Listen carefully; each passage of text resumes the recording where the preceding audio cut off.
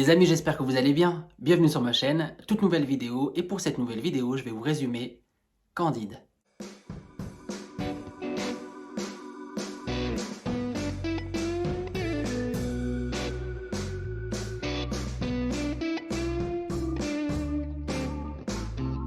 Avant tout, n'hésitez pas à vous abonner à la chaîne si ce n'est pas déjà fait, activer la cloche des notifications pour ne rien louper des prochaines vidéos, c'est toujours sympathique. J'ai relu Candide de Voltaire et je l'ai de nouveau bien apprécié.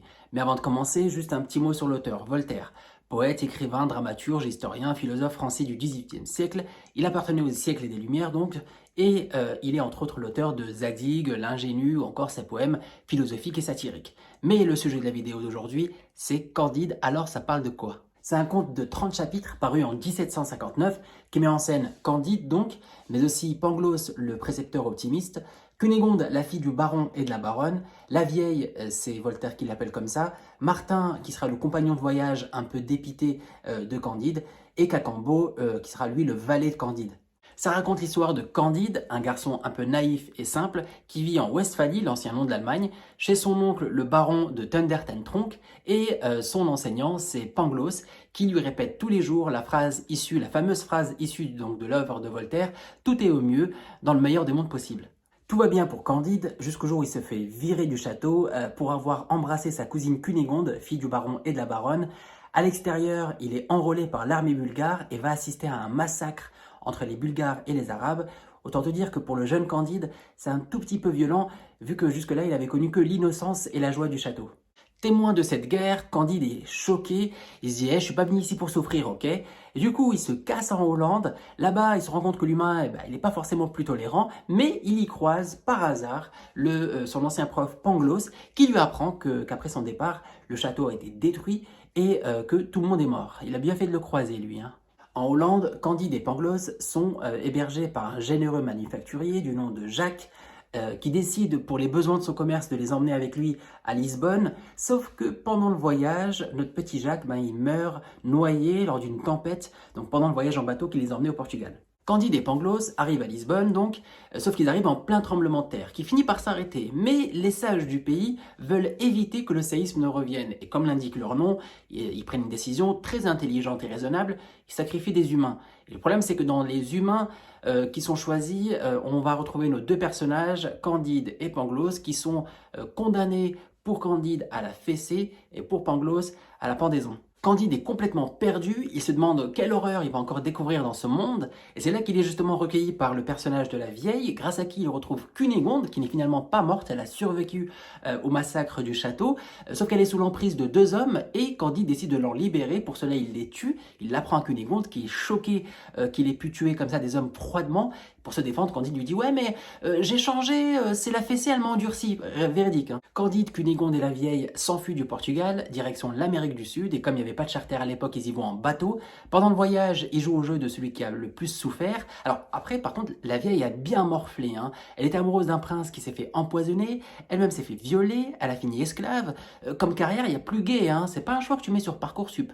Notre trio arrive à Buenos Aires. Sur place, il rencontre le gouverneur qui s'appelle Don Fernando de Ibarra y Figueroa y Mascarenes y Lampourdos y Souza. C'est son nom. Le gars, tu l'appelles, juste le temps de dire son nom, t'es hors forfait. Ce gouverneur tombe donc sous le charme de Cunégonde et la vieille motive la jeune fille à l'épouser. Elle lui sort un argument tout à fait honorable.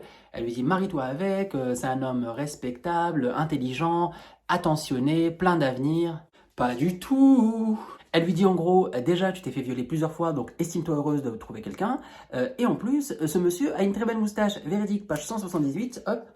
Il ne tient qu'à vous d'être la femme du plus grand seigneur de l'Amérique méridionale, qui a une très belle moustache, et c'est à vous de vous piquer d'une fidélité à toute épreuve. En gros, laisse tomber Candide, on s'en fout. Sauf que ce Candide, il est très amoureux de Cunégonde, il le fait savoir publiquement qu'il veut l'épouser, contre la volonté du gouverneur, et du coup, notre Candide, il est obligé de reprendre la flûte encore tout seul. Il quitte le pays avec son valet Cacambo, qu'il a rencontré quelques pages avant à Cadiz. Tous les deux, ils décident d'aller au Paraguay. Là-bas, ils font la rencontre du frère de Cunégonde. Et Candide, il dit au frère qu'il veut épouser sa sœur. Sauf que le frère de Cunégonde, il n'est pas trop d'accord. Du coup, Candide le tue. On est quand même passé du Candide très gentil et innocent au début du livre au gars qui tue au moindre prétexte.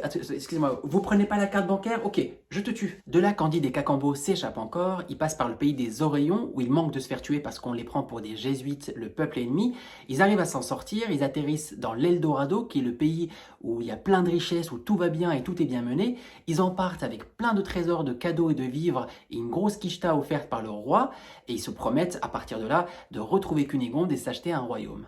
Cacambo est chargé par Candide d'aller à Buenos Aires récupérer Cunégonde, vu que lui, personne ne le connaît là-bas, et ils se mettent d'accord donc pour se retrouver tous les trois à Venise, une fois tout ça passé. Sauf que tout va pas se dérouler comme prévu. Candide va se faire voler une partie de son trésor par un négociant hollandais, ça ne le décourage pas pour autant, il continue son voyage vers l'Europe, et pour que la traversée soit pas trop longue, il l'a fait en compagnie de Martin, un savant un peu trop pessimiste. Candide et Martin arrivent en France, à Bordeaux d'abord, Paris ensuite. Là-bas, ils découvrent que les gens ne sont pas forcément plus honnêtes qu'ailleurs. Candide va même tromper Cunégonde avec une pseudo-marquise qui le volera elle aussi, il cumule celui-ci. Après ça, ils vont à Dieppe, ils se font embarquer pour l'Angleterre, mais ils arrivent à faire dévier le bateau direction Venise. À Venise, Candide retrouve Cacambo, qui lui apprend que finalement Cunégonde n'est pas avec lui parce qu'elle a été vendue, que maintenant elle est à Constantinople. Du coup, ils décident tous d'aller à Constantinople. Ma parole, c'est Pékin Express le bordel. Sauf que gros rebondissement sur la route pour Constantinople, notre petit groupe croise Pangloss et le fils du baron, qui était censé être mort. Ma parole, c'est un jeu vidéo cette histoire. Tout le monde meurt et ressuscite normal. Alors, je vous passe les détails de comment ils s'en sortent. C'est chapitre 28, je vous invite à aller voir. Vous allez voir que Voltaire a beaucoup d'imagination parce que je vous rappelle que l'un était censé être pendu et l'autre poignardé à mort. Une fois à Constantinople, Candide rachète Cunégonde et la vieille qui étaient toutes les deux esclaves. On apprend d'ailleurs entre-temps que Cunégonde est devenue laide, je vois pas trop l'importance de ce détail. Candide est fermement décidé à épouser Cunégonde, il le fait savoir à son frère qui est de nouveau pas d'accord, du coup Candide s'en débarrasse en le renvoyant au navire où il était esclave, et le petit monde qui reste s'installe tranquillou dans une maison achetée par Candide avec les derniers diamants qui lui restaient, et pour vivre, ils cultivent tranquillement leur terre. La morale de Voltaire à travers ce conte philosophique est qu'il faut mener sa vie, travailler, penser en ayant bien sûr conscience des travers de l'humain, mais se rassurer en se disant que la vie peut parfois réserver de belles surprises. En gros, il faut cultiver son bonheur. Voilà, j'espère que ça vous a donné envie de lire Candide. En tout cas, moi j'ai pris beaucoup de plaisir à vous le résumer. Si vous avez aimé cette vidéo, n'hésitez pas à laisser un petit pouce bleu, c'est toujours sympathique, à partager et à me dire en commentaire ce que vous en avez pensé. À la prochaine, ciao!